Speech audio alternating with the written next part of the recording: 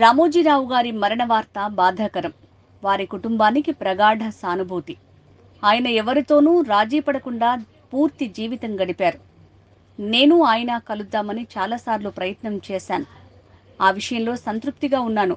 ఒక ఫైటర్గానే ఆయన కాలం చేశారు. రామోజీరావు ఏ రంగంలోకి ప్రవేశించినా ఒక సెలబ్రిటీ స్థాయికి ఎదిగారు. భారతదేశంలోనే పలుకుబడి కలిగిన వ్యక్తిని మరెక్కడా చూడలేడు.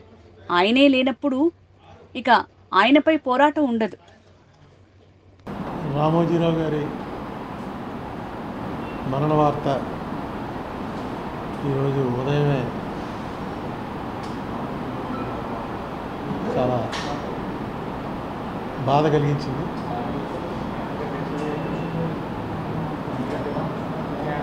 అయితే మన శాస్త్రాల ప్రకారం జాతస్య హి ధ్రువో మృత్యు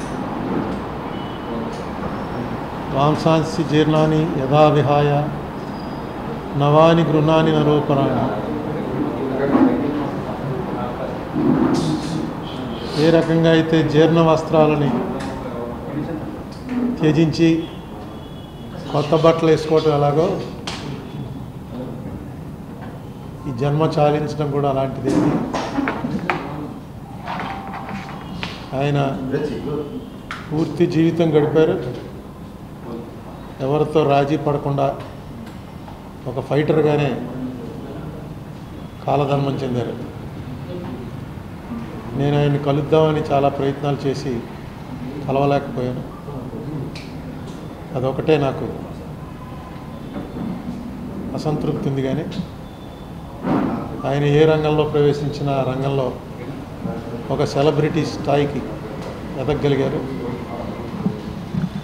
నేను మీకు అనేక సార్లు చెప్పాను, నేను చూసిన వాళ్ళలో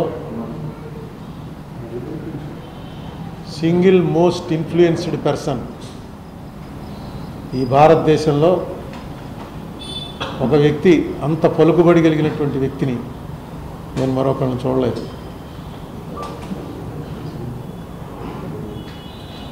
మనిషి అన్నాక జాతస్య హి ధ్రువో మృత్యు కదా, చనిపోక తప్పదు. కానీ నాకెందుకో నేను ఆయన్ని కలవగలనని అనుకున్నాను.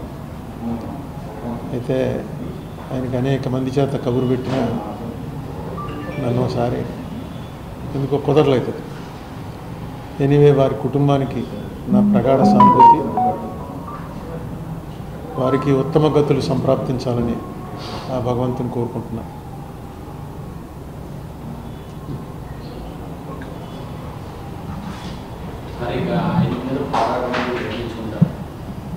ఆయన లేకపోతే ఆయన మీద పోరాటం.